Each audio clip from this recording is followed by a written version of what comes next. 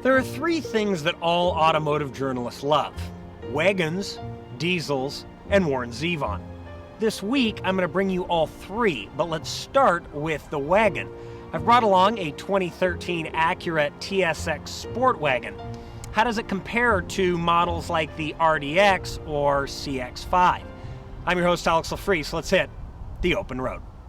The Sportwagon variant of the TSX was introduced in 2011 and hasn't really changed since, so it's still got the 2.4-liter dual overhead cam 4-cylinder, putting out 201 horsepower and 170 pound-feet of torque. Now, unfortunately, the V6, putting out 280 horsepower, is only available in the sedan variant of the TSX, which I don't really get. Also, in the sedan, you can get a 5 or 6-speed manual. In the Sportwagon, you are stuck with just the 5-speed automatic. Moving on to less depressing matters, the styling on the TSX Sportwagon is spot on, and this Vortex blue pearl paint has to be seen in person to be fully appreciated. I have received a ton of compliments on it. Things stay positive on the interior as well. Thankfully, Acura has stuck with the one-screen infotainment system on this car, and it works well. The ELS audio system sounds amazing and comes as part of the technology package, a $3,500 option that also includes navigation, Bluetooth connectivity, backup camera, and power tailgate. This package is well worth the money and makes the TSX a very nice place to be. Backseat leg and headroom are just fine despite my 6-foot 2-inch frame, although not as good as, say, an Accord or a Passat. And so finally, we arrive at the most important part of any wagon, the back. I've got my laptop in front of me because I'm going to spit some numbers and figures at you, so try and stay with me. Okay, the TSX Sportwagon has 31.5 cubic feet of volume with the second row seats up, and 66.2 cubic feet with the second row seats down. Great. What does that mean in real-world terms?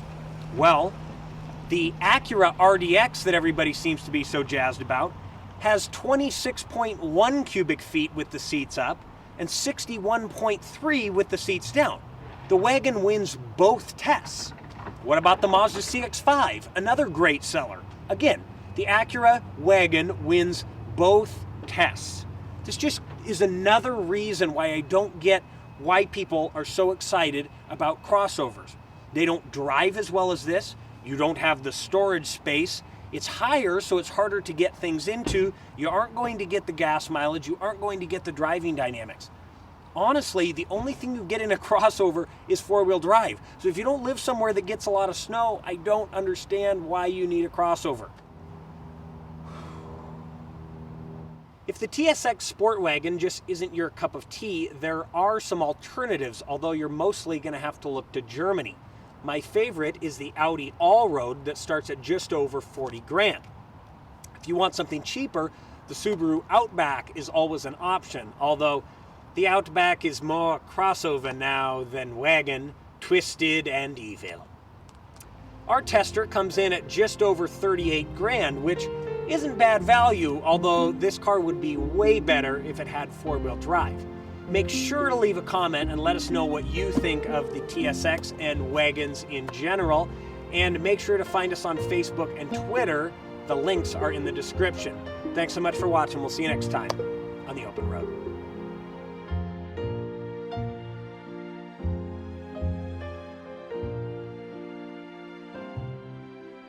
I've brought the 2013 Acura. I've brought along a 2013 Audi TSX Sportwagon. Can it hold its own against crossovers like the RD? Whew. Calm down, Alex. Calm down. They're more crossover now than wagon, twisted and evil.